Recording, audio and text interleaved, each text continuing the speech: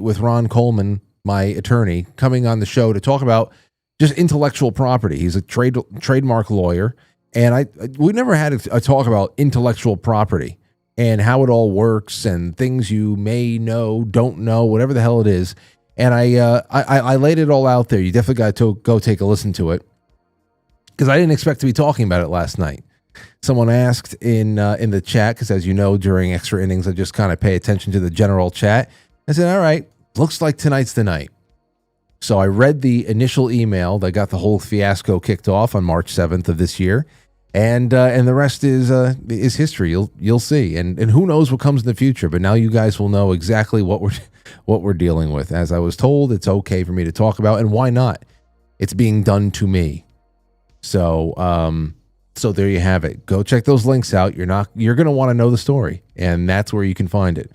All right, let's see here. What else do I got? We have a great guest on Thursday night. His name is Caleb Gilbert. He's with White Glove Protection Group. They handle like bodyguarding duties, but also they also do security for events. So I want to talk to him about rallies like Charlie Kirk's final gig and the Butler rally. And I want to talk about the ins and outs of what a good, tight ship security-wise would look like when you're running it, where there's no open windows with straightaway shots from 200 yards away. I want to know the ins and outs of just event security. So that's going to be really interesting this Thursday. That's on the 16th. And then on Friday the 17th, on Twitter and on YouTube and on Rumble, we have the premiere of last Saturday's show, Spooky Stories with Sherry and Dave. It was fun. It was amazing. So you essentially have an entire week worth of material here to look forward to. So be happy. Everything is going great, at least on the outside. On the inside, I'm screaming. I'm just screaming. I'm falling apart inside. Oh, here. So again, like last night I said, we're live on Twitch again. So Twitch has, and what I'm realizing is that Twitch has some really classic clips from the show from way back.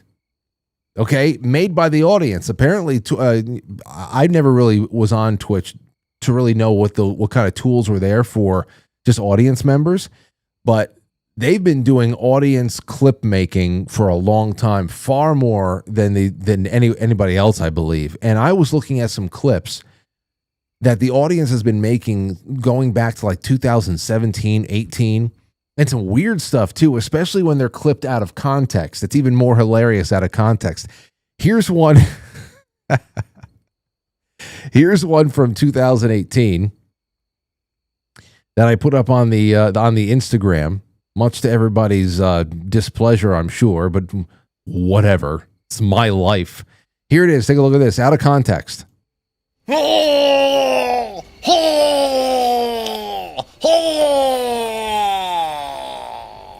Ugh.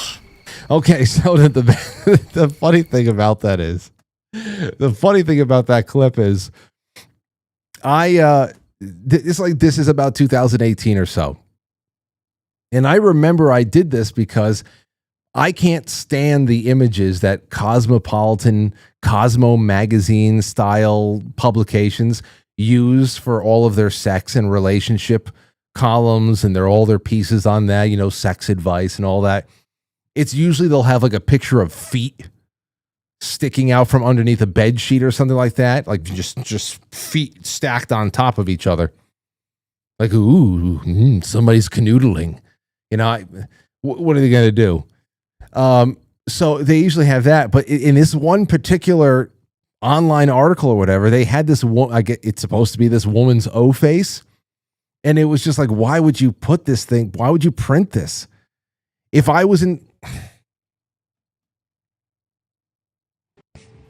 I was in bed with someone and they made this face at me, I would be so bummed out. I would just be so bummed out. If we had another date, definitely not doing it face to face. What the hell? Why did they put that out there? Give me the opposite of whatever this article is recommending. Just, I remember that. That was that's almost 10 years ago. 7 years, whatever the hell it is.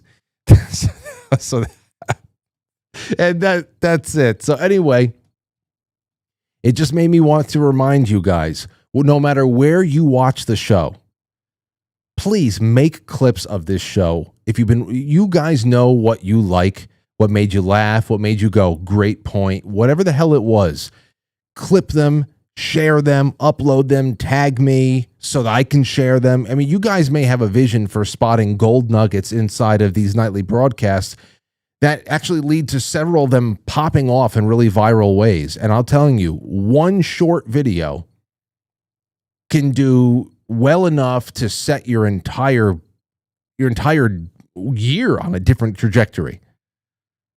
So the audience can be involved with that more than you think. And I just encourage you guys. I encourage you. Help me seed the internet with clips of this disastrous show. And there you go. There you have it. Okay, here's another one for you, ladies and gentlemen. Just something off the top of our grab bagging over here. A German woman who stole ancient relic over 50 years ago returns it to Greece. It's never too late to do the right thing. A German woman who stole the top of an ancient column in Olympia over a half a century ago has returned it to Greece, the Greek Culture Ministry said on Saturday. The capital of the column, made of limestone and measuring 9 inches high and 33.5 centimeters, 13 inches wide, was taken from the Leonodian, I don't know how to say it, a 4th century BC guest house. Okay, in a social media post, the Greek Culture Ministry praised the sensitivity and courage of the woman who returned the artifact. It is the third artifact returned by the University of Münster in recent years. Handover took the place on Friday. So that's it. So, there you go. Some woman just took it. I guess she waited for the statute of limitations to run out. And I would say to you, I guess, yes, it's never too late to do the right thing. What is the most valuable thing that you've ever stolen? You can call into the show with that tonight, or you can email the show. You can say, hey, it's under an assumed name, Frank. You could just call me so-and-so and make sure that the statute of limitations has run out for you. I want to see what the most valuable thing some of you out there has stolen. And again, like I said, I will protect your identity if you're just a little, but I think it'll be funny to see what you've done, to see what you've all done, you bad girls and you bad boys. Because obviously you've thought twice about it. You haven't given it back. Maybe you have given it back. Noble give back stories. How about that? I like that. You walk out of a store, your parents bring you back in, have you put back what you took, say sorry, whatever the hell it is. I want to hear about it. Or if it's you just kept it, then you can do that too. All right, what else do we have here? Oh, there's one more. No, there isn't. What is that? Oh, no, yeah, there is one more. Where the hell? Okay, from Futurism. Interstellar object. Interstellar object is spraying something. Spraying something weird, scientists say. Spraying something, you say? It tells us that the ingredients for life's chemistry are not unique to our own. That's it. And what is it? It's spraying water. So their Atlas is now just gushing. It's flashing all of its lights. It's gushing all types of liquid. And it's flying around, and it brings with it an invasion force. That's all I have for you in the opening. I hope you guys have found your seats. Make sure you are liking and commenting and sharing wherever the hell you are, especially if this is after the fact. Leave something in the comment sections afterwards. It helps visibility on nearly every platform. We will be right back. Sit back, relax, and enjoy the show.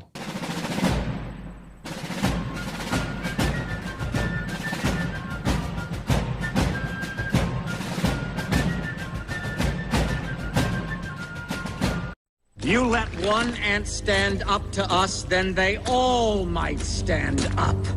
Those puny little ants outnumber us 100 to 1. And if they ever figure that out, there goes our way of life. It's not about food. It's about keeping those ants in line. That's why we're going back. Does anybody else want to stay? Let's ride!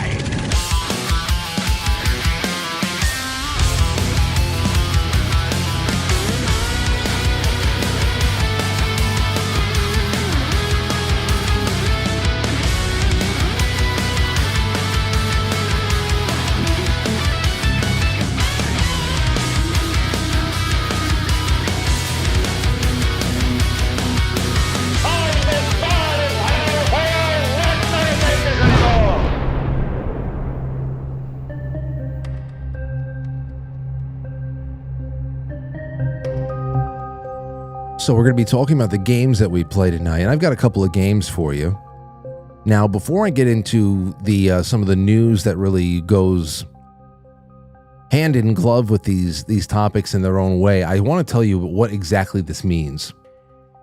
Everybody, I have to imagine I'm not the only one that does this and continues and will always do this, but everyone in this audience definitely has been making up some kind of a nonsensical game or games in their lives, driving games, whatever the hell it is. Have you ever set a silly competitive goal for yourself? Like, I need to get my entire car past this telephone pole before the oncoming car reaches it at that point in the street. You ever do that? Or a manhole cover or something else, whatever it is. And sometimes it's just silly. Silly things like that, like I win. But then sometimes you make the significance of the win uncomfortably big to the point where you would be really nervous about not making it because you think you might have hexed yourself. You have to have something like that. I can't be the only one. If I beat my opponent on this video game, the Yankees will win tonight, or something horrific. Something horrific happens. You say, why did I say that? Why did I do this? Why did I put that out there? So I don't know what the hell it is for you guys, but I want you to just think of something that you do that's quirky. I'll tell you something. I'll give you another example. I wrote, I got this toilet light. I went to my brother's house. I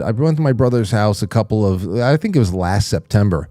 And he invited us over, and we all went by as he had just moved in with his girlfriend and all that stuff, and they're into this new place. And so I went to the bathroom at one point. I walked into this dark bathroom, but before I can turn on the lights, I saw the toilet was, the inside of the toilet was glowing.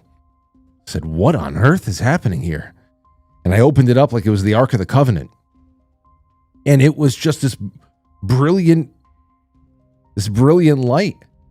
Not too brilliant, but I can tell that it's just like just enough light to illuminate the inside of the bowl so that if you're just shuffling into the bathroom at 2:00 in the morning, you don't have to turn on the lights and not pee in the wrong direction. And you can just almost like stay sleeping while you go to the bathroom. I got out of there. I said, where did you get that light? I said, that's awesome. So he got me one for Christmas. So I installed that, and he just hangs on the side of the whatever, the toilet bowl, the rim. And anyway, so it is an LED light, and it goes through all of these different variations of colors. But sometimes you can set it in place, and I haven't learned how to do that just yet. I guess I should try that. But I think its default setting is to cycle through all of these colors. So it starts off with like a white, light blue kind of a color, and then it immediately goes into a red color, and then it goes into a green, then a blue, and then it gets into all different shades of light. It's not just all primary colors. It's a lot. It's pretty cool. It's a nice variation there. Only thing is this: they stay on for about 4 or 5 seconds each, and then they go into the next one, and then they go into the next one. And the red color is really disturbing to me because it You look down, if you're not expecting it, it looks like you just pissed blood all over the place inside of the bowl, and I hate it. So my father made a comment about that. I looked at, he said, "What's going on with your toilet?" I said, "What do you mean?" The light. He said, "I looked down and the entire bowl was red, and I almost freaked out." I said, "Me too."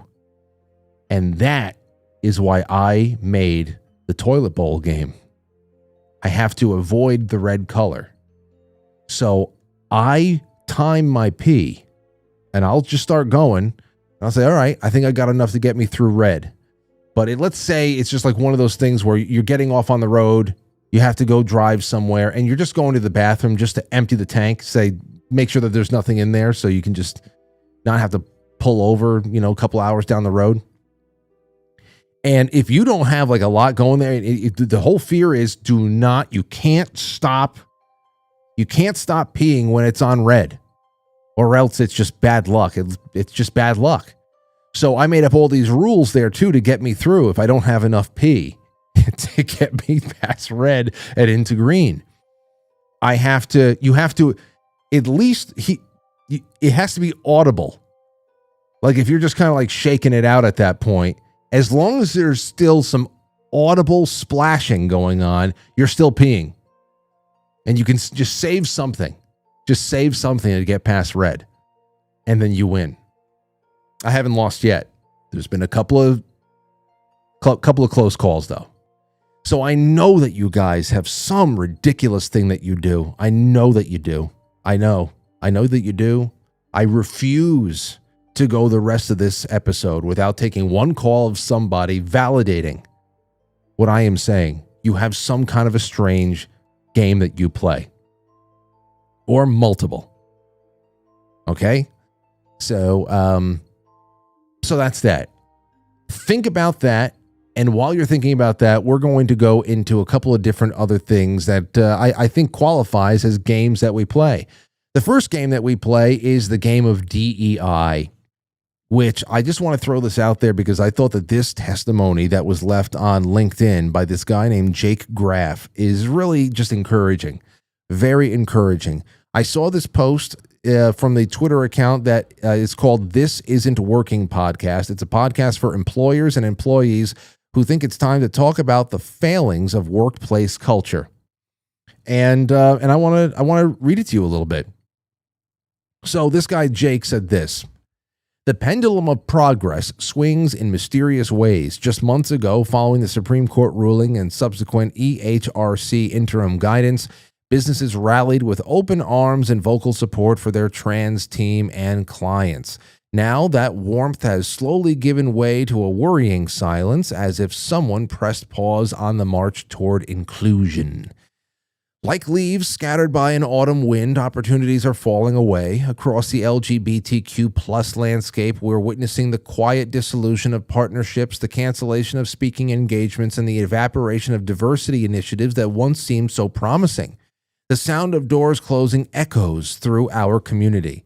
Many of those who stood beside us now watch from the shadows, hesitant to challenge the relentless tide of misinformation that has turned public sentiment against transgender individuals. Each day brings new uncertainties, new reasons for trans people to look over their shoulders. My own path as a speaker and creator has narrowed, forcing a return to the solitary pursuits of writing and filmmaking. Yet I'm not alone in this retreat. Across industries, the vibrant tapestry of diversity we once celebrated is fading to monochrome, as fear and caution replaces boldness and acceptance. But history teaches us that darkness precedes dawn. If these challenges are indeed cyclical, then somewhere ahead lies the upswing, a time when support will surge anew and the courage to stand together will reignite. Until then, we write, we create, we persist, knowing that cycles by their very nature must turn. Well, I got to say something to Jake over here. Many of those who stood beside us now watch from the shadows, hesitant to challenge a relentless tide of misinformation that turned public sentiment against transgender individuals. No, in that particular case, it is just the public observing how people behave is what has changed the tide. The tide that was, you want to call it a wave pool, it wasn't natural tides. What are they doing? A fucking Zumba class upstairs? Medicine balls? Everything just shook. Anyway, what has turned the tide is people just watching and observing the behavior. And that tide that you think was an actual tide had nothing to do with the gravitational pull of the moon and the natural order of the world and what our species is meant to be. It was a tiny little piss-soaked wave pool, okay, that corporate America was on board for because they were being pushed into that direction, one reason or another, for one maniacal reason or another, that they wanted to destroy future generations of American boys, especially because all the LGBTQ stuff from a corporate perspective, from a mechanical perspective, is about destroying masculinity. It's just all different varying shades of femininity. None of it healthy either. So it destroys both, but it's really just about making everything. You've got girls pretending to be boys who will always be girls and therefore always being somewhat feminine and you know, in that headspace. And then everything else is just different shades of feminine. So there's a destructive plan behind it all. And the companies that were behind it and that were so vocal and in their support of it all, it's not that they are being put. The only thing that's changing right here is the tide of those who are considered the consumers. The consumers are the issue right now. The clients are the issue right now. You know, you think that Target gives a shit? You think that they places like Target don't give a shit about anything except when their customers get the ick. And that's it, man. Nobody wants to see it anymore. It's unnatural. It's aggressive. And it is harming children. It's harming children so badly. It's causing so much confusion. It is unnatural. And that's what's going on here. And I think it's a great thing that this stuff is losing all its foothold in the workplace. Because if you're gay, fine. If you're a gay engineer, if you're an engineer who's great at their job, happens to be gay, whatever. Companies aren't going to turn you away. There is going to be, if all things are left to be equal here, there is going to be a little bit harder road forward for people who are cross-dressing and living in such dysphoric ways, propping their existence up with surgery and drugs and costumes and all that other stuff. Obviously, there's a little bit more of an issue there. You know, I have to imagine that no matter how compassionate a person may be, and no matter what direction they usually lean when an election comes around, if they are a business owner and they're looking to hire somebody like that walking through the door would make you at least double check or want to really, really make sure this person is stable enough to work well, and to also represent your company well in the community or whatever kind of market they're serving in. It's a big deal. That's a little bit different than, you know, a gay woman who wants to, you know, work at a rock quarry and can handle swinging a sledgehammer. And who cares at that point? I personally, I don't give a shit. But I'm glad that I'm glad to read stuff like this, even though Jake Graff is not very happy. This is not about a cycle downturn waiting for the upswing. This is a leveling off. Like I told so many of my gay friends years ago, you better watch out for the T end of your acronym. It's going to cause you a lot of problems. Anyway, so there is that. That's a game that we once played that hopefully is played less and less. And here's another game for you. I'm so glad that someone wrote an article about this.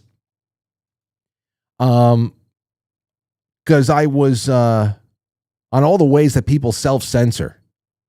I'd been thinking about it. especially now that you see so many people, especially when they stream online, uttering all these words that don't make any sense. And you know why it all started, but how bad is it getting right now? I tend to think that it's just getting worse, and now it's just finding its way into the real world. I just can't take it anymore. But you let me know. Survival technique, or is it just going too far? Algorithmic censorship changes the way we talk. How slang emerged from social media rules. This is on Reason.com. Speaking of something else that needs to go away. The kids these days have a lot of silly euphemisms. Porn became corn. Sex becomes segs. Nipples are nip-nops. I didn't even hear that one. And a picture of an eggplant can stand for, well, peni.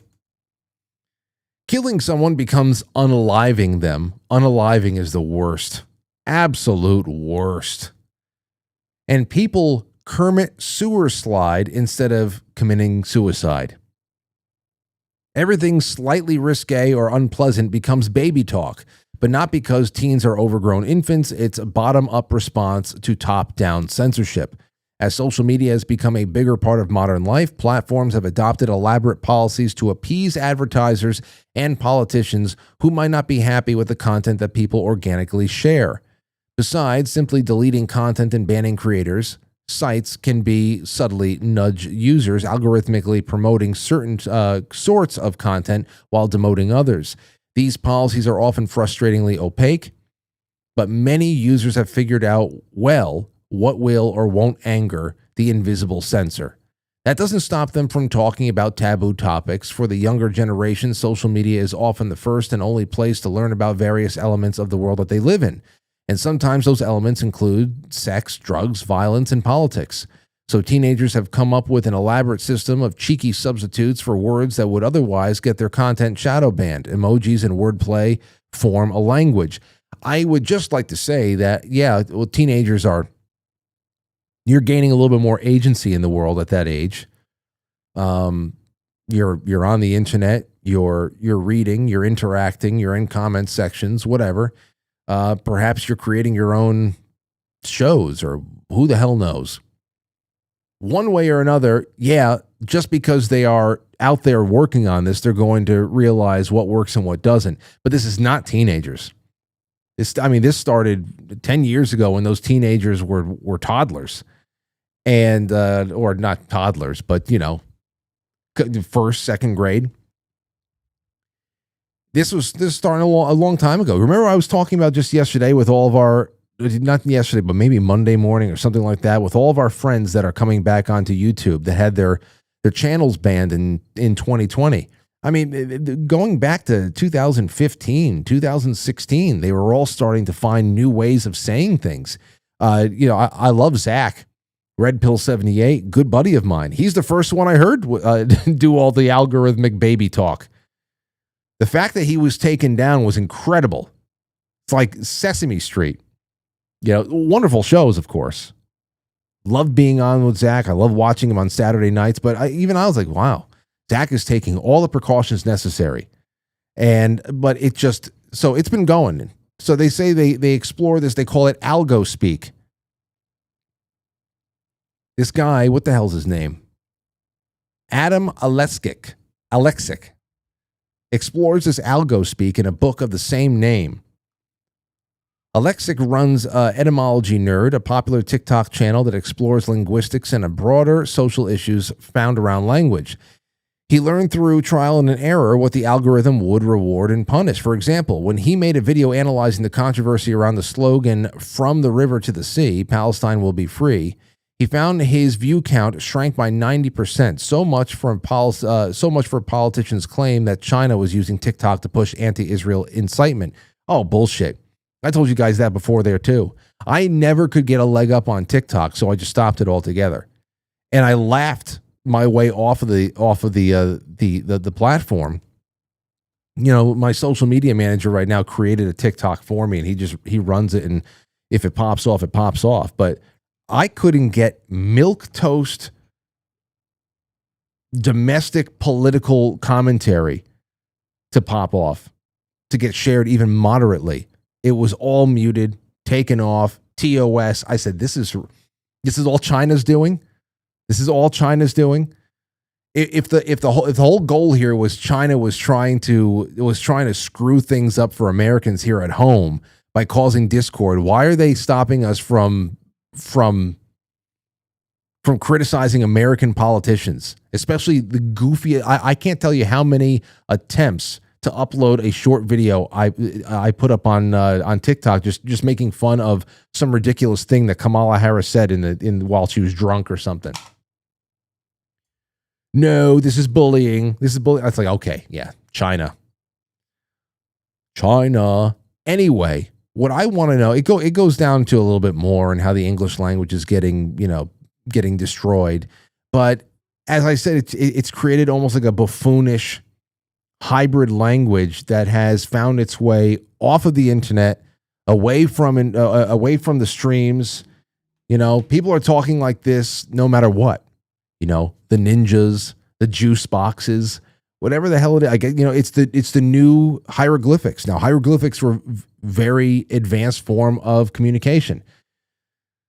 But I don't know, it kind of seems like a step back when you talk about talking with emojis. Kind of step back. It's like, almost like we're going back to Quest for Fire over here. Soon it's going to be grunts and groans, I've been saying. But I would love for you guys to call in and tell me, what are some of the things that you hate when it comes to algo speak? Akira the Don jumped on this right away, and he said this. He was responding to this guy named Larry Sanger, who said, children, unalive in a purported verb form is not a word. Stop violating the English language. Thank you for your attention to this matter. Akira says, just writing a song called Never Kill Yourself. And then I thought, I wonder if that will get censored. Since people claim that they use the risible unalived because of censorship of the correct language to talk about that subject. And then I wondered if an aspect of the specific censorship, aside from the act of training people to self-censor, rather than having to actively do it, is a psyop to stop people from being able to talk about it, thus making the occurrence of it more prevalent. Then I logged on here, and your tweet was the very first thing I saw. Synchronicities are signposts. Yeah, well, I guess we're all thinking the same. Oh, well, that was back on August 15th. Here we are 2 months later on October 14th, and I'm asking the same thing. Now, I understand it. I understand if you talk to most of these people. Like, I remember I was watching. It might have been when Jay Dyer went on the Whatever podcast, so I watched that for a few minutes before my eyes and ears started falling out. I can't take that show for too long. It's just really just ugh. And I remember somebody, maybe it was that episode, or maybe it was another clip from the show that I saw. But obviously the N-word is like the nuclear bomb. Almost pulled a George W. Bush there for a second. The nuclear bomb that you can't touch, but apparently you can't say cracker either. The C word. They called it the C word on whatever. And everybody's like, what the hell's the C word? I guess they thought it was kunt. But, I'm just trying to be responsible around the kids. I know a lot of your kids watch with you. Uncle Frank, they must know Uncle Frank's got some potty mouth issues. But I said, cracker, what the hell are you talking about? They actually kicked somebody off of the show for saying cracker. And I said, holy shit, what the fuck is going on here, man? All types of stuff you see. You describe any kind of a assault. Of course, we did the corn thing over there. The CP was one of the first things out there, especially when we were talking about Pizzagate. I mean, that was another one they had to. Think about all the things I've already said right now. If this only has a couple of thousand views on YouTube tomorrow, you'll know why. Maybe. I don't know. Everybody uses the word grape when you want to talk about assault, sexual assault. Can you imagine that, talking about something like rape and having to call it grape? You're thinking about like fruit when you're talking about something. So like, I don't understand it. If there are constructive conversations, I just don't understand it. Why this? It's just crazy to me. So I think that there is a self-censorship angle to here that is a lot more. I think that's the bigger thing more than just advertisers, because who cares? As long as you market not for children, and if you are carrying on a constructive conversation about otherwise taboo or controversial issues, then who cares? It's a response. You're not calling anybody to do it. You're not celebrating it, obviously. You have the opportunity to pick and choose whether or not you want to monetize the episode if you think it's too sensitive of an issue to make money on. Everybody has choices to make here. I don't understand why the whole culture has. I don't know. I guess I don't know. I've never really followed these rules. Then again, last night I broke 103,000 followers, and that was the first time that we went up a tick in a year, and before that 3 years prior to that. Maybe I have been limiting myself with all this stuff. I don't know, but I feel like it doesn't do anybody any good. It's still a serious situation. Let's say you're talking about something serious. It's not going to be less serious if you give it a goofy little Barney the Dinosaur name. I just don't get it. It has us. It's almost like a joke that they're running on us. Here we are having serious conversations using all these stupid code names. I can't stand it. Really can't. And I understand why people do it, especially if they have subscribership that is 10 times my own, and you don't want to lose it all. If that really is the penalty, for just using words in conversation, I mean, I thought that's the reason why that you can see bare tits on public access television at 12 o'clock at night. As long as it was being done in a breast exam, it was considered scientific and healthy, and it wasn't pornographic or anything like that. Why would somebody stand to lose it all if they just talked about something and they weren't trying to rally everybody to commit some kind of a crime? But that's just where we are. And I wonder what we learn about the algorithms changing as we go further into this little segment of restoring people who are gone. And I don't know. I just don't know. So there's that. What do you guys think about? What's your least favorite self-censorship term? You call me up. Call me up. The lines are open. 914-200-0269. Your least favorite self-censorship term. Games that you play, the strange games that you play. And then, of course, if you want to call in and talk about the most expensive thing you ever stolen, then go ahead. 860, you're on the air. Go ahead. Hello, go ahead. Hold on. All right. How you doing, Frank? All right, John. Willie. Go ahead, Willie. Yeah, my most favorite of all of them, I don't even know, man. We used to call Caramella Carmel. We used to call everybody else other things to get around the thing. Oh, it's a good. That's a good point. Wait. That's a good point. Oh, that's a good point, Willie. That we had to find a goofy little substitute for Eric Charamella's name because people were losing their accounts for just talking about that when one of the many bullshit things, the scams that was run out there by House Democrats. I got breaking news. Okay. Yeah. So I'm out there today again, right? Like I said, I don't get out much, but I get out. I had to get gasoline, I had to get beer, and I had to do things, right? And then I stopped by to see my one buddy. He wasn't there, this and that, right?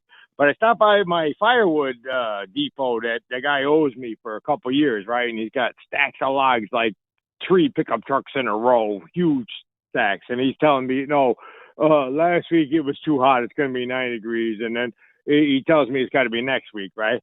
So I tell him, no, it's going to be tomorrow, the next day. I'll give you 48 hours, right? Well, we're talking back and forth, right? And he had his buddy there, right? And it was like, it was kind of funny to see, right? It was like a exploder, right? I call them exploders. It's like a Explorer, right? But the window was bashed out, and they had a little trailer, and there was some scrap on the back. And Okay. Scrap. All right. I'm trying to get faster at it, right? Hey, Whatever, be fast. right? You just So get to we're it. talking back and forth, this and that, right? And I'm telling him I got to do it, and he's telling me, no, it's got to be next week. And I'm telling him, no, it has to be now, right? And then here comes this other guy that was driving that truck with the blown out window, right? And the furry shows up. Or maybe not furry, skinny beanpole chick in a cow suit shows up and walks. I didn't even, it like shocked me. I was fucked up, man. I never seen a furry in person, right? Okay. Walked right by me. It was true. It was thing. I wish I was smart enough on the phone to, to video it, but holy shit, right? All right. Okay. Well, so you saw. What do you think of that, man? The furries are. I don't know. I don't know, Willie. It has nothing to do with what we're talking about tonight. So I had to.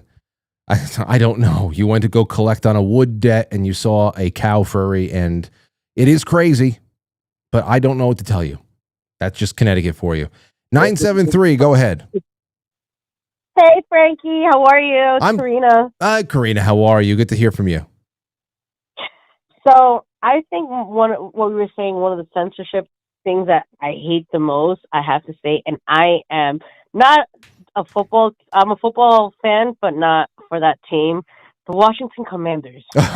You know what? Oh, you know what? God. You are so on. I would have never thought to throw this in until you just called in and said all of this changed. You could consider all the changed sports franchise names as algo speak, no doubt about it. Yes. That's absolutely one that just it just turns my stomach in knots. Especially since nobody's in command in Washington. It's fucking what a fucking name that is. Well, listen. There's nothing. The Commanders are stupid, no doubt about it. I would. Yes, I actually called them. I used to call them the Washington Redskins. I would. It's either I still just call them Washington, or I'll just still say the Redskins. It doesn't matter to me if they're the Redskins, whatever. But Yeah. I mean, nothing's worse than the Cleveland Indians becoming the Guardians. What the hell are they guarding? I don't know. So yeah, that's another one. Yeah. no. But another so and the second thing now, second part of your the game thing. When I'm cooking, I like to wash dishes in between while I'm cooking. So I try to finish everything that I'm cleaning in the sink before I burn and try not to burn the food. Okay, but wait, Karina. But Karina, do you give yourself some sort of a crazy ultimatum? Like if I don't get these I have to get these done before the food is ready, or else, and then you give yourself some crazy consequence? I don't give myself a crazy the consequence is I'm going to eat burnt food. Oh yeah, well I guess that's it. So I got to make sure if I'm primarily making the chicken cutlet, I got to make sure it's nice and golden, but I also want to clean the pot before, it's an in-betweener type of thing. Okay. Well, listen, it counts, but I'm looking for, and thank you for the call. I'm looking for more people to call in. That's great. Give me more of that. The things, the algo speak that you hate the most. But also those little games you give yourself. Like I said, you've never given yourself a ridiculous consequence. Like a cosmically significant consequence for such a, like Anthony and I and Mike would sometimes in the summertime years ago, and we would go and take a basketball and go to a local playground or wherever the hell they had a basketball hoop, and we would end up making shots or taking shots with ridiculous consequences attached to every shot. Like we were dooming ourselves to lives of poverty and failure, professional failure, and all that. I don't know why we would do it. It's just like, why? Like, just to make it interesting? Hey, let's hex ourselves forever. You want to just make it interesting? I got to hear more about this. 941, go ahead. Hey, what's up, Frank? Hey, who's this? My name's Steve. First time caller. I've been listening to you for a couple of years. Great to have you on, Steve. Yeah, man. I never thought I'd call, but I heard you earlier mention the biggest thing you ever stole before. Yeah. And I had to try it. So I live in Sarasota, but I grew up in West Virginia, a little suburb kind of in between Charleston and Huntington, West Virginia. And, it's like a little mountain town, a little suburb, a little truck stop, a couple banks, a couple Taco Bells, and that kind of thing. But when we were young, we were skateboard kids and garage band guys and all that good stuff. And we were terrible, man. Like, we used to smashing pumpkins and, all that crazy stuff. But the town we lived in was unincorporated. So there wasn't even a cop station, like, unless they were called in from a nearby town. So, we were like just running free between like 14 and 18, whatever, before college. But one night we were just me and a buddy. It's probably the middle of the night. We were riding BMXs around and lighting fires, all that good stuff. But we came up on near a truck stop, like near the interstate exit of Interstate 64. We come up on this dive bar. It was our town. We knew it before, but like we come upon, we come upon this van and parked outside of the bar. They're in there getting drunk. We're like 15, 14 on our bikes. We already had like a half stack, like a Marshall. We were already playing music and Okay, so what happened? Knew our way around. Yeah. So we open up the van, like it's full of like a whole karaoke jam, like everything, dude. Like there was the preamps, half stacks, rack spaces full of just, like probably 15 grand, like lighting, like everything in this fucking van. So you took the entire karaoke system. Yeah, it's like packed inside this white, panelless van. We end up. Did you ever use it? All of it out. Yeah, we pulled it all out. We pulled it out. We used grocery carts from Kroger that was down the street to push all this stuff 2 miles into my buddy's garage. We were only 15. Eventually, I think one of us could drive. We went to a pawn shop. They didn't offer us very much for it because they knew it was stolen. Yeah, we ended up using the rig for our, for the band. I used the preamp and all that good stuff. But yeah, it was a caper, man. You should have seen us just like, there's so many. I just had friends, and thanks for the call. They have it. It's karaoke, and listen. When you're in a band, especially when you're young, you need all the speakers you can get.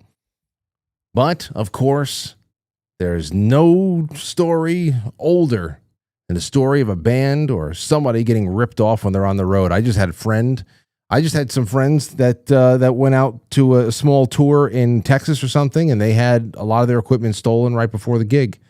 And shit. Okay, well, there you go. There we have a karaoke machine, karaoke setup, a PA. You guys and gals got to let me know if you have anything that can one up that. Okay, they tried to pawn it off. I'm sure they regret it all these years later. 435, go ahead. Hey, Frankie, this is Chad. I got a story about stolen stuff. Okay, you got to get off. You got to get off the speakerphone, Chad. Okay, sorry. Okay. Oh. Can you hear me, Frank? Yes, a lot better. Go ahead. Sorry. So back in the day, I grew up in Vegas, right? And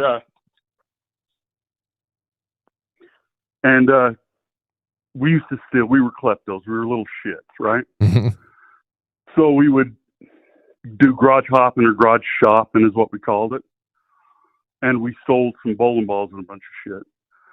And one of my buddies threw this bowling ball out of the back of the truck while we were going down I-15. And it skipped out of the back of the truck and hit a car in the windshield, right? Oh, geez, man. You could have killed somebody. No shit. So I become a cop later, and I've got to go through all my polygraph shit. That shit's on there. And the guys I worked with thought it was fucking entertaining to hear some of the stories from back in the day, right? Well, now, how does that come up during a polygraph? How does that even? Did you get when you stole? You've got a packet. That's got all these questions. Have you ever been involved in a theft? but not convicted of? Have you ever been involved in a burglary? And I had all that shit, right? I had 5 pages. So, and all this was when I was in high school. So I go through all this shit. I go through my polygraph. I get hired, and I've moved up to Utah, right? So I'm going through all this shit, and I get on the narcotics task force where I live, and we go to a training down in Mesquite. And do you know who Randy Sutton is? No. He was a lieutenant in Vegas. And when cops would come to Vegas, he was always like with them. He was like the liaison kind of guy, right? So he's a speaker, and we're having this banquet dinner, right? And I'm sitting across from him, and a couple of my buddies go, Randy's from Vegas, dude. Ask him, tell him some of your stories. And I'm like, oh, fuck that shit. And we're kind of laughing. And one of my buddies goes, Chad, tell him the story. So Randy goes, what the fuck are you fucking homos doing? And I go, fuck almighty. So I tell him the story about the Cadillac. And everybody laughs. Oh, fuck, that's hilarious. Randy leans across the table and he goes, how in the fuck did you not kill somebody? He goes, Jesus Christ, man, that's not funny. And I looked at the fucking ground. I'm like, you dumb fuckers. And everybody thought that was fucking hilarious. And the whole rest of the time. Well, I thought that you were going. Well, I got to say, Chad, thank you for the call. So the bowling balls, and of course the coming back around to becoming the cop. That's something else there too. I'm sure a lot of people kind of rolled their eyes at that one. I was waiting for him to say, "This is the guy whose Cadillac you hit with the ball," and it just kind of didn't. I was waiting for a bigger punchline at the end. Anyway, okay, so we got a couple of those in. We're still opening up. I want to know more about you guys and your strange little games you play, and we're going to get into some more little some stories along the way. I've got your super chats and all that when we come back. Don't go anywhere. It's time for intermission. Morning update from the road. Everybody needs Keto Brainz spiking in their coffee. A spiked coffee, right, Dave? Hell yeah. Alrighty. There you go. Just take that scoop and throw it right into this black hole. Nice. No. All right. Before Keto Brainz. After Keto Brainz. This stuff's really great. It is. It changes lives. I love it. To intermission.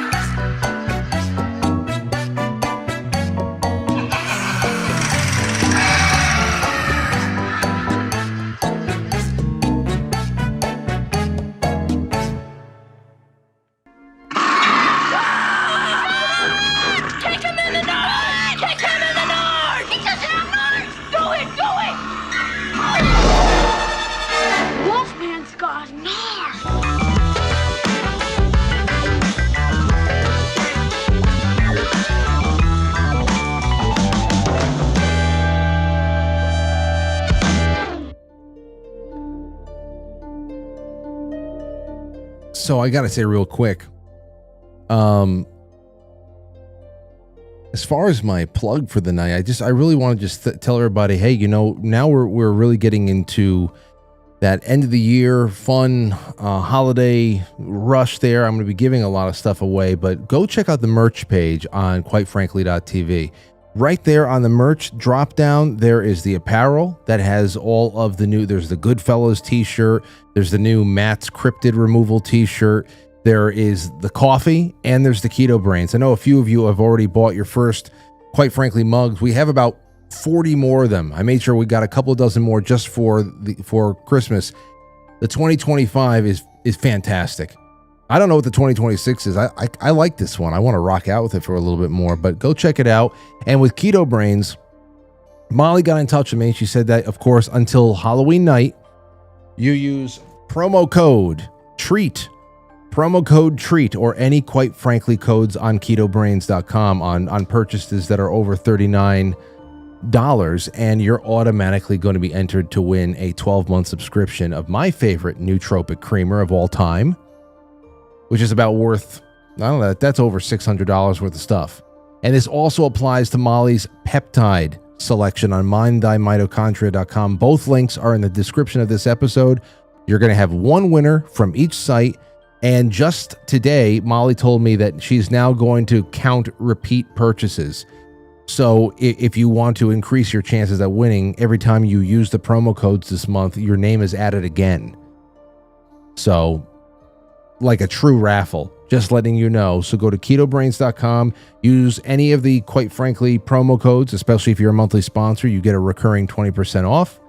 But promo code TREAT for the rest of October. Did you hear that? Yeah. My neck just needed to open up. All right, let's take a call. 845, you're on the air. Go ahead. Hey, Frankie, let me just first off say what a joy it is to have you on the air every night, my friend. Believe me, I tune in, my man. So, good stuff tonight. Tapping on the window when you're the passenger in a car in between telephone poles, and you got to tap on that window before you hit the telephone pole. It's like easy. I guess it depends on how fast you're going. But that was a thing. Can you relate to that? Wait. Repeat that again. I'm trying to see this. Say it again. Okay. So you're driving down the road. You're a passenger in the car. It doesn't matter if you're front seat or back seat. But you have to tap the window before you get to the next telephone pole.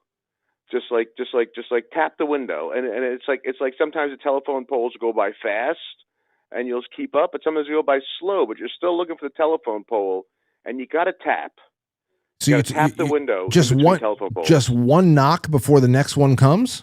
Yep, with your fingernail on your index finger. One tap between telephone poles. Okay. And I like the thing you said about crazy consequences in between, like this OCD shit, which is what you're really talking about. Which is OCD. It's all the same human condition. You just made me real. I guess it is a little bit OCD, but it's not one of those things that destroys me. Like I can't. Oh no, OCD doesn't destroy. No, I mean, and it diminishes over time.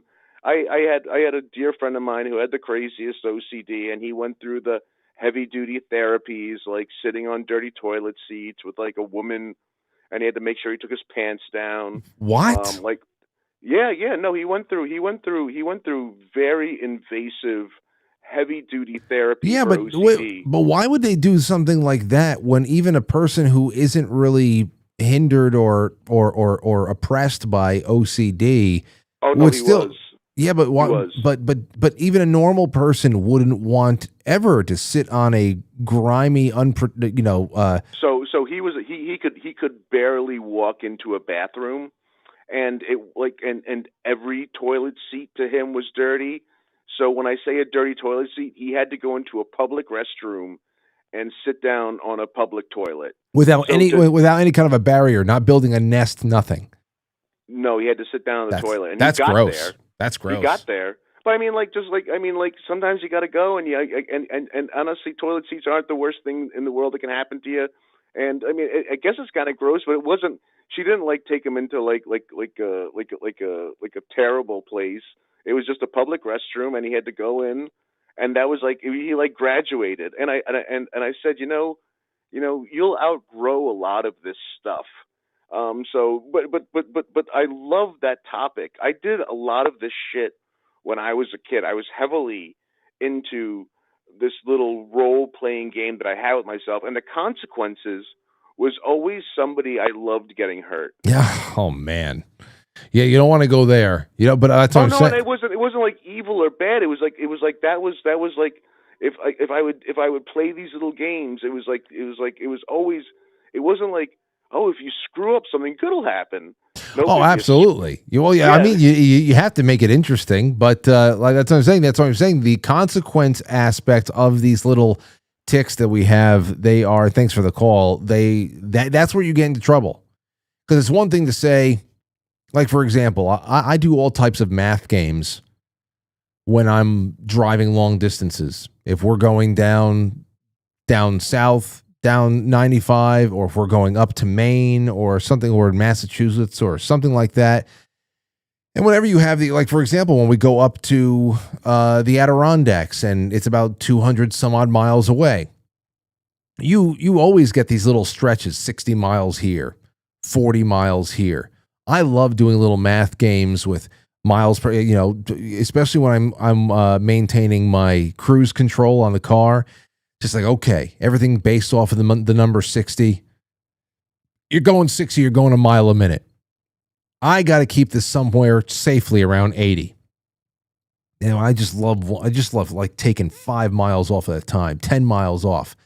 North Carolina is a doozy. That's North Carolina, when you're coming from the north going down south and you hit North Carolina. Virginia's got a fat ass too. Virginia's got a pretty fat ass. But North Carolina, once you cross into North Carolina, your GPS gives you the big boom, 300. I think you're going 300 miles. 300 miles on one straightaway. That's pretty cool. Was it 300? Has to be, because 100 miles is nothing. I'm pretty sure that was it. Anywho, so I like those little games. 219, you're on the air. Go ahead. Hey, quite frankly, pardon me. Hello. Hey, quite frankly, Welcome. I just wanted, welcome, thank you. Happy spooky October. Happy spooky I didn't October to you. realize- Yeah. I don't have super games that I play with myself, but Hello? like you said, it's not even getting away with your family. It's having moments at your house. So I hope that, can you hear me? Are you okay? Yeah. I'm Okay. All right. Keep going, please. No, when you guys got away for at the Adirondacks, what are they called? God. I don't know. There's something. Oh my gosh. Are you stoned, ma'am? I am very stoned. Oh, at least it makes sense. At least it makes sense. Okay. Yes, and homemade wine. I'm sorry. Okay, But quick. I want to get back to what you were saying. You were asking everybody to get away and hang out with their family and those that they love. Yes, Yes. absolutely. Frank, I'm sorry to tell you this, but you got to get out of New York. You got to find a place to where you could just have those awesome moments every night. Yeah, I do. It's my living room. Thank you so much. I have to get out of New York. What are you talking about? Going up to the Adirondacks is proof that if I went further up state into New York, I can have those experiences every night. That makes no sense. They're sparsely populated mountain towns. That's okay. Anyway, let's take some more call. God, listen. I got some reels. I've got some reels. How about we watch a couple of reels? Let's clean the palette a little bit, and then I'm going to open up the lines, and we're going to we'll take some more calls in a little bit. Everybody think about your games that you've played think about things, whatever the hell you're the biggest heist you ever been on, and all of the algo speak words that you just can't stand anymore that are changing and destroying the English language. So let's just think about that. I'm trying to breathe this one out right now. First one, we're going to go to, let's see. I got a couple over here that I thought were pretty cool. These were actually, a few of these were sent my way. This was sent my way by Josh. Here we go. This is my naive hope. Tell me if I'm making any sense. Right now we can clock AI. You see it, the edges are blurry, it looks a little goofy, and we can tell. Pretty soon we won't be able to tell. They'll develop it, and there'll be no differentiating between what's real and what's fake, and then we're free. We are free. You look at your phone, there's no way to know if it's a celebrity or your friend or your family or like a business. The information on there is useless because there is no way to tell. And then the phone suddenly becomes way less useful, way less interesting, and we just put them down. And we walk over to your neighbors and you knock on the door and we start over with no phones. I hope that AI ruins the phone. Is that possible? That's what I've been saying. So I think that is great that everybody's seeing that logical progression with this. I really do think that's it. Like I said, once you get to that point where you cross that threshold where the most convincing elements of simulation theory come into play, where once technology progresses in this way where you can generate a virtual reality that is indistinguishable from actual reality, then you have to wonder, once you are in that world, when did you enter into it? At what point did you enter into it? And that's what people are wondering. That's the real big thing about simulation theory. It's not necessarily even saying, is the entire world, is all creation a simulation? But when does our experience coming from an organic world shift into something that you really just can't even tell? That's really what it is. But I think that far before you get to that point, you're going to have people that are just like, this is not serving me, and probably hasn't been serving me for a long time, and you're putting it down. Now, shows like this, I have to find new ways of just, this is why these shows are so good. I think that you can have these, then again, you have all these AI actors and stuff that are getting agents right now, making millions of dollars. They're not even alive. I think that'd be the greatest thing that could happen. The silver lining is, I'm going to go knock on the door next door. I'm going to feel the wood against the knuckle. That's real. And the person that opens it up, hopefully they're real too. It's going to be a really great hedge. We'll see. Because otherwise, in the meantime, we're going to keep getting stuff like this. Here's another Martin Luther King simulation. Only this time he's getting interrupted by a young man with Down syndrome. Here he is right here. Here today because the idea of freedom cannot be chained by the hands of time. Peanut butter! Got it. All right, son. Thank you. Let's give him. I don't know what. That's the kind of slop we're getting. Still, the I had a dream speech where he comes running down the stairs and he's screaming that they're all going to get us. It's kind of chaotic. That one made me laugh. I like that one. Okay, here's one. This is Larry and Moe being interviewed. I think from the Three Stooges back in the day. I thought this is I saw a little bit of this, and it's pretty interesting stuff. Hear their perspectives on things, and especially the retrospective on their own career, where it started, where it went. Take a listen. Hold on. This was 26 years ago.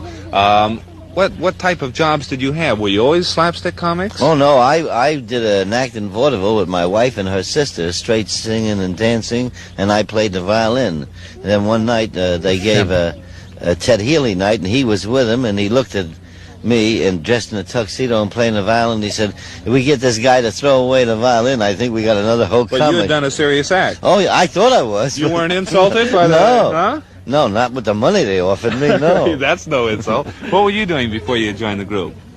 I was in dramatic stock, believe it or not. I spent many years Playing a heavy? all Yes, types he of did. characters. I played an old 70-year-old man when I was 16 years old, and played many of the old melodramas like The Old Homestead, East Lynne, and Human Hearts. I don't remember these days, but I hear that they did exist once. Yes, and I played with such people as Frank McHugh and Frank Morgan and Harding. So this was quite a departure for you. Yes, I would say it was. This was a development over a period of years. You enjoy this more, I take it? You stayed with it? Financially, yes, but my old love is still prevalent as far as I'm concerned. So really all these years of success have sort of been a saddened success to you in a way. From the theatrical standpoint, I would say yes. That's interesting. Just like Chaplin would like. Now, before you... You know, that was something, I never seen this little interview, and that first of all, how articulate. You just get the pie throwing craziness, and the slapping each other across the face, and the pans and the pots and all that stuff, and to see a guy who you can actually tell is out there representing his brand and understands that he's achieved great things in a certain way, but it wasn't. Even though he has all the stability and the money and all that, it didn't fulfill him that much, like traditional theater did. And that was just something that I did not expect. I didn't expect them to be their on-screen personas either. But that was something I did not expect, and I had not seen it until now. So yeah. So there's that. Now here's another one. This was sent to me by my friend Brooklyn, and this was from let's see, the band Garbage. They were in Denver, Colorado a couple of nights ago, and I watched a little bit of this, and I said, okay, I'm going to put this on the show tonight, and I'm also going to save it for when Anthony and I do episode 2 of the Playhouse next Friday, because I think it would be good to talk about with him as well. But take a listen to what was said on stage the other night in Colorado about the industry and about touring and yeah. We have announced that this is our last headline tour of North America. By that we mean it has become entirely unsustainable for a band like us to come and tour anywhere except the coasts. And it's upsetting, but we've had a glorious 30-year career, and we really have no complaints.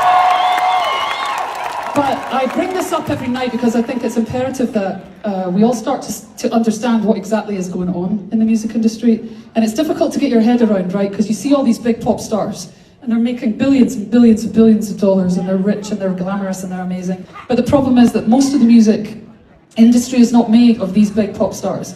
They're made of working musicians. And this is not a pity party for us. This is an alarm call for all the young generations of musicians who are in our wake, and who we feel duty bound to speak up for, because there's nobody speaking up for them. There is no governmental body, there's no fucking real effective union for musicians that fights for young musicians to get paid.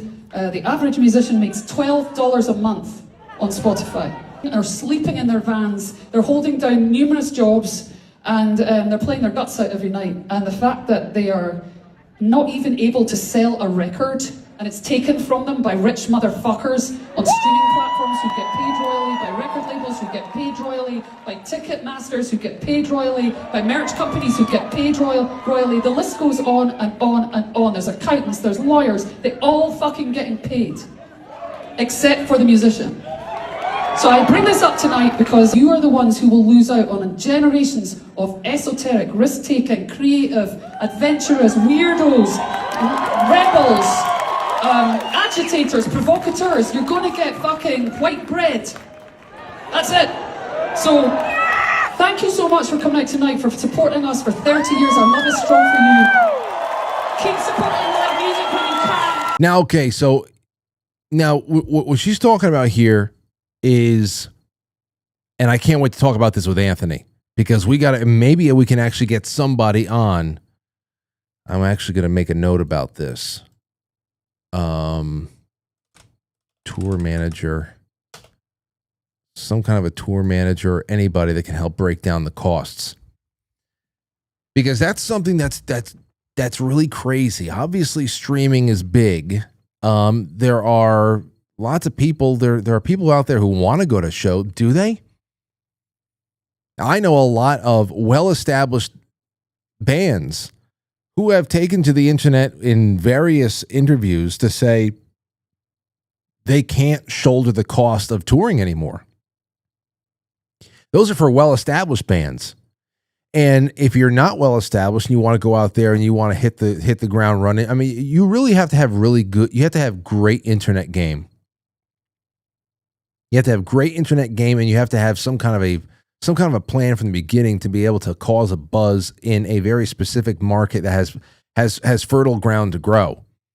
I don't know what cities those are, but you can't to do it without any help from the internet is ridiculous. You can't do it. Now, I think that the record label is obsolete, but there's so many financial questions to be asked about this. I don't know anybody.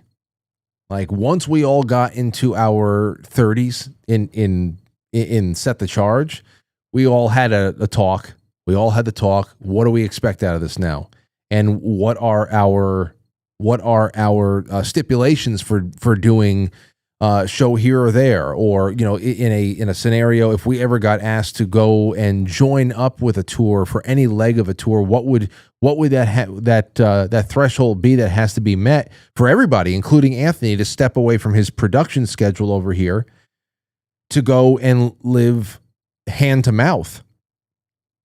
If you are just getting out of high school, or you dropped out of high school, or whatever the hell it is, you are young and you are willing to live in a van for 8 months out of the year, smelling like trash, and really just working for your dinner every night just to be able to go out there and sweat it out for whatever kind of audience you can get and get some attention.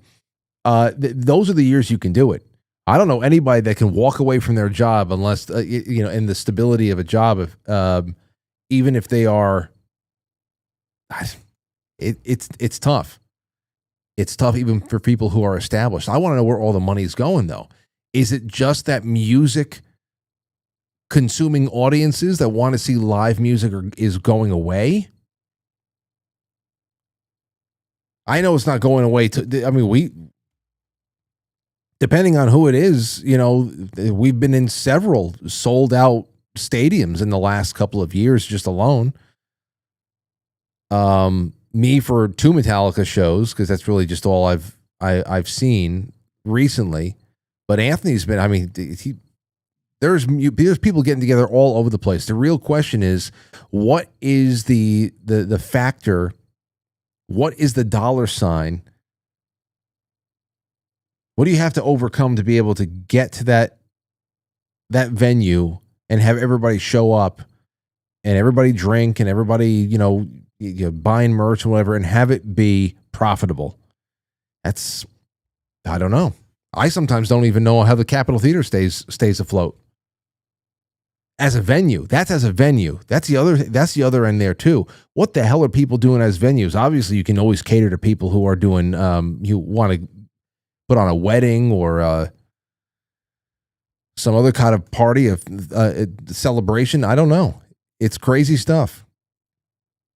That'll be good to talk about. Okay, what's another thing? Oh, you want to talk about the games we play and the language that we've abandoned? Well, here's one for you.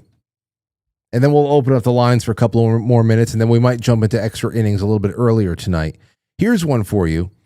This woman named Sarah MacArthur, she's a Democrat running for a Roswell School Board District #1 in New Mexico, was caught on camera calling conservatives MAGA faggots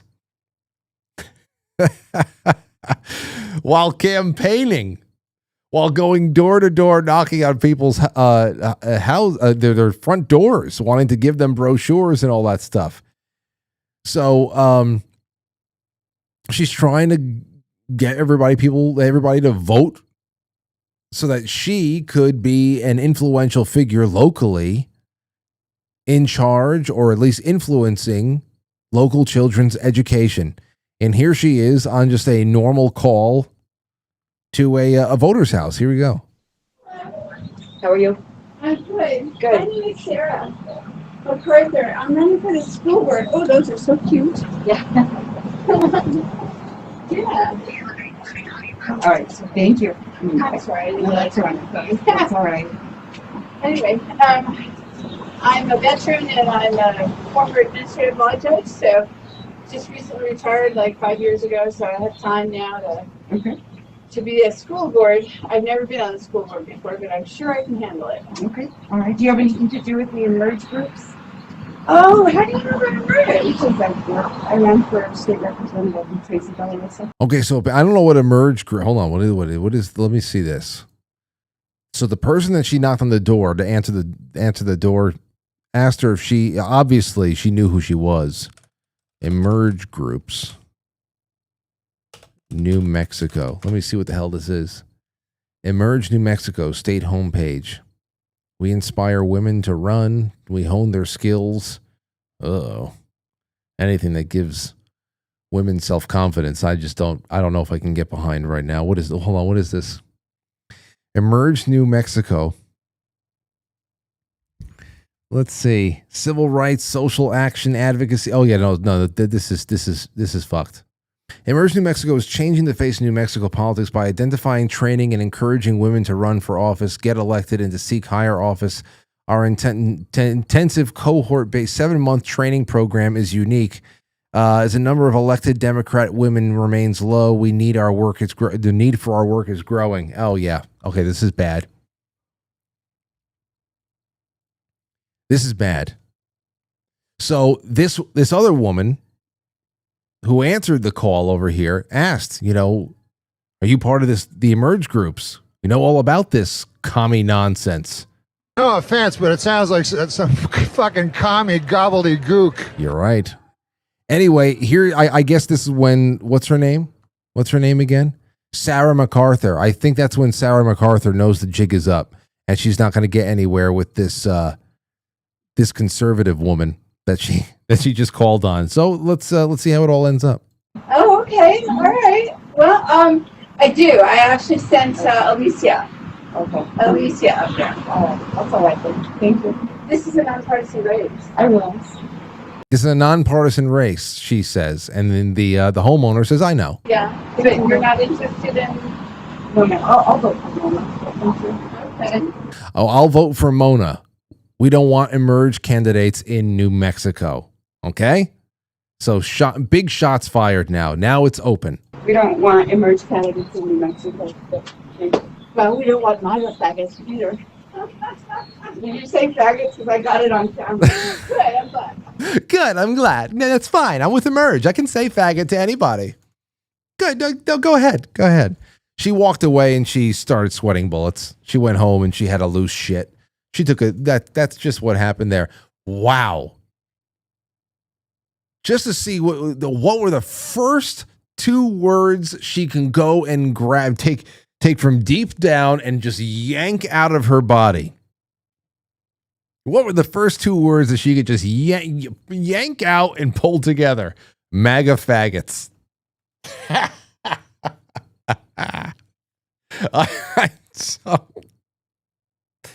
Oh, man. So they're just so they live, laugh, love, right? Live, laugh, love, everybody. If you're not living or laughing, how could you be loving? Okay, 914-200-0269. Let's see how this goes. A couple more minutes of your calls. Oh, let me go. And while we're doing that, I'm going to take your super chats. Meggles says, Frank, a little tip for getting through these horrible callers tonight. I'm half expecting you to throw your headset and walk off. It's 8:27. And we'll see what comes in. I got us to the 90-minute mark. I consider that good. I consider that good enough. So we'll see what happens over the next 5 to 10 minutes, and then I'll just move it into extra innings where I can kind of let the hair down and just scream. That's what I'll do, because extra innings is where all the hair gets let down. Jay Britt says Orwell's 1984, call it news speak. Yep. Great topic, Frank. As 17 said, where we go one, we go all. And I think that you're allowed to say that now on YouTube and elsewhere now. You're allowed to say that now. Deus Volt says, can't watch live right now, but dropping some love. Shaunovision just dropped 20 bits. I don't even know what that means on Twitch. Says, that loose shit comment, LOL. Thank you. Thank you, Shaunovision. And an hour ago, Shaunovision dropped 50 bits. I don't know what that means either. And he says, woohoo. I really, really am happy that everybody is over there on Twitch having a good time. Obviously, it's going to be a little while before we start becoming a little bit more visible over there, a little bit more consistency. But as you know, if there's one thing you can say about, quite frankly, you can say consistent. Jeannie, Yankee fan, gave me a whole bunch of hugs and virtual hugs. That felt good. Okay, let's take a call. 715, you're on the air. We have a number of topics on the table tonight. Which one you taking? Hey, Frank. It's Noel from Minnesota. Hello, I Noel. want to take up your question about quests, stupid quests. Okay. So, yeah, I'm actually surprised more people haven't called in about this, but I don't know. It's definitely something that I've been doing since I remember doing it since I've been in like 5th grade, where you would kind of like count to a number, and if something didn't happen by the time that you hit that number, it was definitely there was something catastrophic that was going to happen. So I remember in 5th grade, it was I'd be lying in bed, and if I counted to 10 or 5 or whatever number it may be, and a car didn't drive by and I didn't see those lights drive by, then, something terrible was going to happen. Yeah, see? And I still kind of do it a little bit, but I try not to because it's obviously retarded. It takes new forms every time. And with me, I like I said, one of those things that I do a lot is, and for those of you on Twitch, you know it.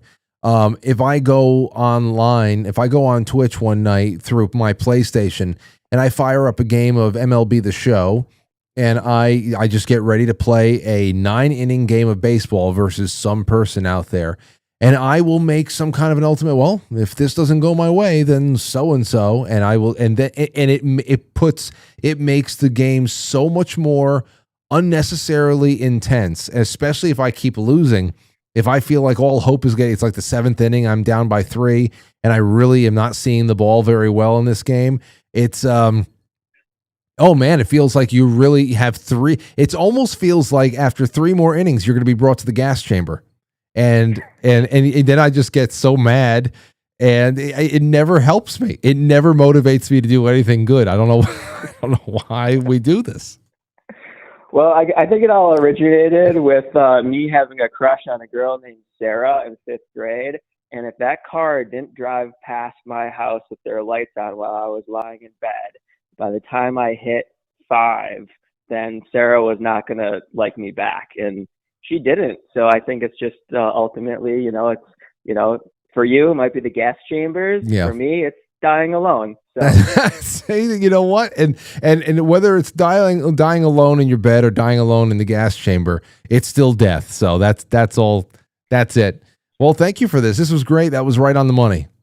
All right, great, Frank. All right, take care. Yep. Hanging out with Noel from Minnesota. Yes. 978. You're on the air. Who dis? Hey. Oh, here he comes, saving the day. How the hell you doing, King? I'm doing pretty good. How you doing? I'm all right. Yeah, you've had a rough night, I can see. If I may, could I comment on the video you played at the top of the show with you and the picture of the broad getting it good? Which one is this again? you was doing a noise there, and then there was a picture of a broad making yes. a face while she was getting it good. Yeah, absolutely. Yeah. Well, what I'd like to say about that is that's the face you want to see there. That's not a face you should be scared of. The uglier the face the broad makes, the more she's liking it. I'm telling you that right now. That's the face you want to see. That ain't nothing to be scared of. And let me tell you something, not to brag, being equipped with a Pepsi can and corn muffin, I've seen that face plenty of times. And believe me, the uglier the face, the more she's digging it. Oh, yeah, look at that. Yeah, she's loving it right there. Yeah. She's going, oh. Yeah, you want to see her making ugly-ass faces. You see, I'm not scared of it. I just said I would be bummed out. No, I didn't say you were scared of it. I just was saying the guys in general. And I would challenge broads to tell me I'm wrong. Tell me I'm wrong, broads. You can't, because you know I'm right. All right. Well, you know, there it came in and put an exclamation point at the end of the sentence. Thank you, Santino. Thank you, sir. There you go. Just a little stop by. That's what we need. We need people we know to drop in and just, you know, give us a little something to think about. So, what do you think about that? Anything on that front? All right, let's see. We have Schizo Friend says, I don't know if I can get behind anything that empowers women based. No, this is a bad program. Teaching women self-improvement and leadership skills. I can't get behind that. Let's see. Rob Wynn PA 67 says, hi Frank, do yourself a favor and watch the Three Stooges, A Plumbing We Will Go. It's on ScrewTube and one of their funniest videos. You know, I've watched quite a bit more Three Stooges over the last few years than I ever have in my life, because I was always much more of a Laurel and Hardy guy and Abbott and Costello. But the Three Stooges, they were the ones I watched the least. You know, my father-in-law loves the Three Stooges, and my mom was showing a lot of Three Stooges to Aurora when she was like maybe 1-2 years old. That's when I started watching a little bit more. And then I just got into a little bit more of their backstory. I had never seen that piece of that interview until today or yesterday. And there's a compilation video on YouTube of all, at least I guess whatever stunts that they were able to confirm caused injury, like broken fingers and whatever, concussions and whatever the hell else like that. That's what I'm saying. Like when you hear Mo Howard talking about his love for theater and the art, and he's speaking so eloquently, and you can tell he knows the good stuff. He knows the good stuff. It puts a whole other veil of perspective on it for me. Whole other lens of perspective, I should say. Every time he got slapped in the face with a you know, I don't know, a bag of flour. You do what you got to do. You understand you're at the top of your game right there. But what do you think about the game itself? Do you like playing that game? You know, success is a funny thing. Thank you, Rob. I'll check that out. All right. The lines are still open. We'll take one more call if you're out there. Let me go over to quitefrankly.tv and check out what's going on with those gold pills. And then I'll be able to jump into the pilled chat not too long from now, and we'll just be hanging together. Safety Net says, hey, somebody took my favorite seat. I'll just stand over here in the corner. Just kidding. Lynn. Thank you, Lynn. And then Uncensored Abe. It's good to have you out there, my friend. Thank you. And I see there's a little bit of rating going on coming from Uncensored Abe's stream, and I appreciate you guys. Thank you so much. Hope you have a good time, and I'll be in there with you guys soon. putting all my attention on you. That's that. All right. Well, that's all then, ladies and gentlemen. You've been fantastic. Tomorrow is another night. We've got a good one, too. Jim Lee is going to be coming on. I have a few other topics I'd like to throw your way for some calls afterwards, but there's going to be a lot of really cool stuff in the first half. And then on Thursday, definitely don't want to miss that, because I can't wait to get the ins and outs of security at a big, high-stakes event, anything like that. It's going to be good, and you have been wonderful company for me tonight. So have a good one. Take care. And I will check you on the flip side, which is extra innings on pill.net. In the chat room, we'll go the link. See you there in a few minutes. I'll catch you on the flip side.